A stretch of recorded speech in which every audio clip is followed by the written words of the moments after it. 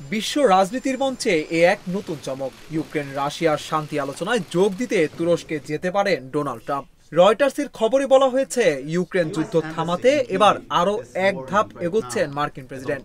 তিনি আগ্রহ প্রকাশ করেছেন তুরস্কে গিয়ে রাশিয়া ইউক্রেন শান্তি আলোচনায় অংশ নিতে। সোমবার হোয়াইট হাউসে সাংবাদিকদের তিনি বলেন, অনেক বৈঠক জমে গেছে, আমি আসলে তুরস্ক যাওয়ার কথা ভাবছি। সম্ভবত যেতে পারি যদি মনে হয় কিছু একটা হতে পারে। আমাদের এই আলোচনাটা করতেই হবে। বিশ্লেষকদের মতে, ইস্তাম্বুলে শান্তি আলোচনায় ট্রাম্পের উপস্থিতি এই যুদ্ধে বড় মোড় আনতে পারে। অন্যদিকে ইউক্রেনের প্রেসিডেন্ট ভলোদিমির জেলেনস্কি জানিয়েছেন, তিনি তুরস্ক সফরে যাচ্ছেন এবং রুশ প্রেসিডেন্ট পুতিনের সঙ্গে সেখানেই সাক্ষাতের আশা করছেন। জেলেনস্কি এক্সে লিখেছেন, আশা করি রাশিয়া এই বৈঠক এড়িয়ে যাবে না। আর প্রেসিডেন্ট ট্রাম্প যদি তুরস্কে আমাদের সঙ্গে থাকেন, তাহলে ইউক্রেনের সবাই তা কৃতজ্ঞ চিত্তে গ্রহণ করবে। এটি যথার্থ সিদ্ধান্ত হবে।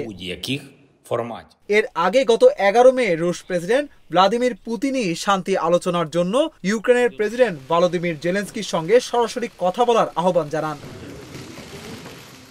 জানা গেছে, 15 মে ইস্তাম্বুলে বসবে রাশিয়া ও ইউক্রেনের গুরুত্বপূর্ণ বৈঠক। ট্রাম্প যদি সত্যি রাশিয়া ইউক্রেন শান্তি আলোচনায় যোগ দেন, তাহলে এটি হতে পারে ইউক্রেন সংকট সমাধানে এক ঐতিহাসিক পদক্ষেপ।